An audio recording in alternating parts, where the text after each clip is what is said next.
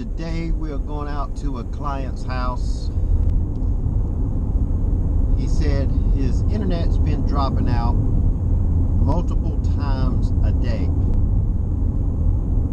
Now this site, our backhaul has had issues that drops out the whole site for about 4 times a day for roughly 1 to 5 minutes at a time. Now we get the email notifications about that. Now individual sites, client sites, we don't get the emails for it when each one actually goes out, only if the site itself goes out. So I didn't know anything about that. His internet's been going out for the last 2 weeks.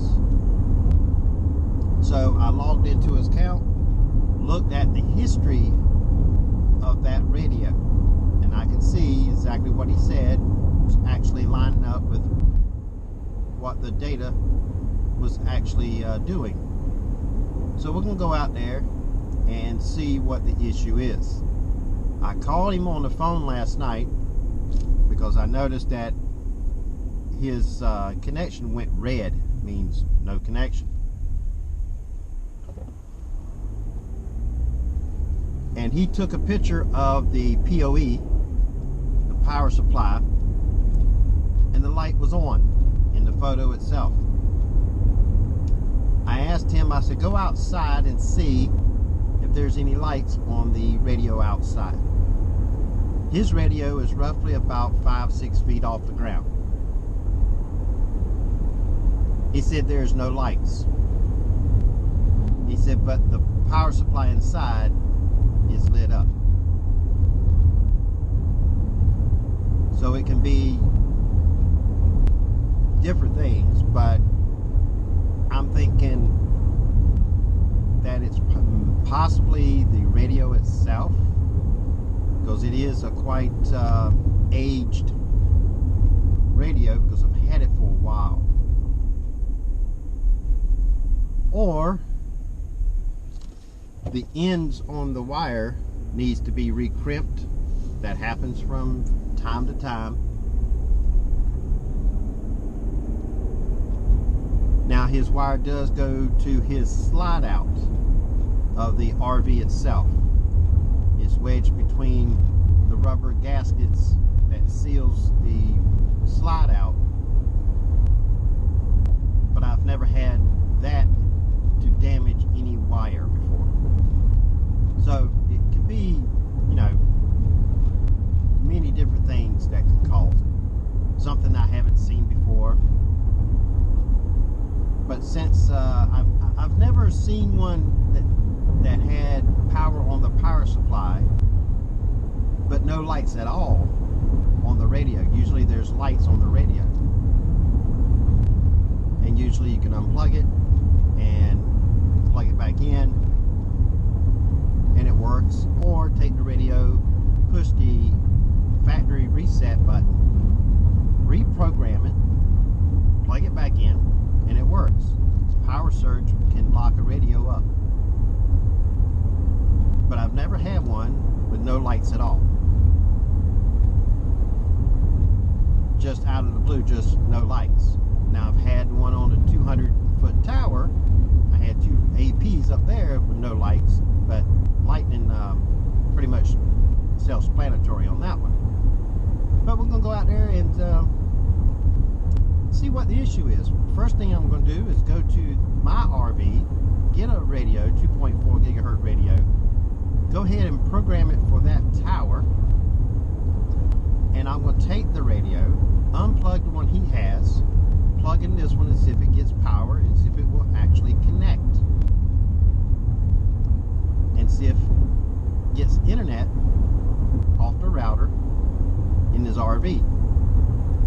And if he does, then that tells me the wire, the POE, the router, power supplies and all working fine. It's the radio. Go ahead and mount that radio, put the one he's got now into the back of the vehicle, and go back to my RV, drink coffee, and see if I can diagnose what's wrong with the radio. Do a factory reset if it will light up at all. If not, let's see if I can make a video of tearing it apart to show what's on the inside. But let's get out there and see what ails the situation on this radio.